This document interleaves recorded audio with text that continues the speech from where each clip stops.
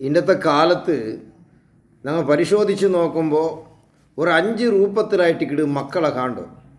ഒരു വിഭാഗം മക്ക ബാപ്പ ഉമ്മടോ അല്ലെങ്കിൽ പോഷകരോ തീരെ അനുസരിക്കാണ്ട് അങ്ങനെ പലക്കത്തോ ധിക്കരിച്ച് നടക്കുന്ന ഒരു ടീമും. ആ മക്ക ഈ ദുനിയാവിലെ അബ്ബ ഉമ്മടോ ആക്കിയോ ആ ധിക്കാരത്തെ ഫല ഈ ദുനിയാവിലെ അനുഭവിച്ചിട്ടായിട്ട് അങ്ങ് മരിക്കറോ. ആഖിറത്തിൽ പോയെങ്കിൽ യാതൊരു രക്ഷവും അങ്കുമില്ല. ലാസ്റ്റ് മരിക്കുന്ന ടൈമിൽ ചിലപ്പോൾ ഈമാനും നഷ്ടപ്പെടുകൂ ഈ ബാപ്പ ഉമ്മയുടെ ശാപത്തെ കാരണത്തിൽ സാധ്യത ഉണ്ട്. രണ്ടാമത്തെ ടീമു ബാപ്പ ഉമ്മക്ക് ഉപകാര ആക്കിടാറ് മാത്രം മനസ്സിൽ സമാധാനത്തിലാക്കിടല്ല. ആരമാ ഒത്തടത്തുക്ക് വേനായിട്ട് രായത്തങ്ങ എന്തെങ്കിലും ചെല്ലുവാറ് ചെന്നിട്ട് ബാപ്പ ഉമ്മക്ക് ഒരു സമാധാനത്തിൽ അങ്ങോട്ടേക്ക് ഒരു പിർസത്തിൽ അങ്ങോട്ടേക്ക് ഒരു ഗൗരവത്തിൽ ആക്കിടോ അല്ല, അങ്ങ് ഹെൽപ്പ് ആക്കിടോ. ഈ ഹെൽപ്പാക്കിയ മക്കും അതിലൊരു ഫല അങ്കു ദുനിയാവിലെ ആഖിറത്തിൽ കാണുക സാധ്യമില്ല. കാരണം ഒരു പിർസപ്പാടിൽ ഒരു ഗൗരവത്തിലാക്കിടോ ഉപകാര അല്ലത്.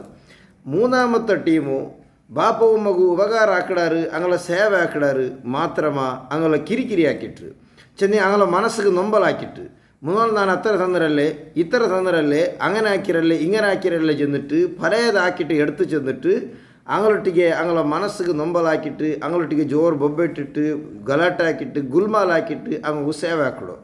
ഈ സേവ കൊണ്ട് ദുനിയാവുല ആഖിറത്തിൽ ഒരു ഉപകാരവും ഇല്ല.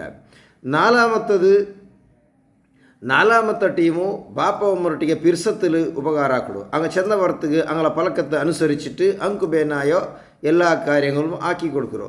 ഇതൊരു പിർസപ്പാടുற മക്കായിട്ട് ഈ മക്കു ബാപ്പ ഉമ്മയുടെ പൊരുത്ത് വയ്ക്കൂ. അതേ സമയത്ത് അഞ്ചാമത്തെ ഒരു ടീമുണ്ട്. അതാറ് ബാപ്പ ഉമ്മ കേക്കടേക്ക് മുന്നോലെ അങ്ങ് ആവശ്യപ്പെടുറേക്ക് മുന്നോലെ അങ്ങ് ഹെൽപ്പ് ആക്കട ഒരു ടീമു. അങ്ങനത്തെ ഒരു മക്ക അതായിട്ട് ഈ ലോകത്ത് വെച്ചിട്ട് ഏറ്റവും ഭാഗ്യമുള്ള മക്ക ചെന്നിട്ട് ബാപ്പ ഉമ്മയുടെ പരിപൂർണമായി പൊരുത്തുള്ള മക്ക ചെന്നിട്ട് നമുക്ക് മനസ്സിലാക്കാം.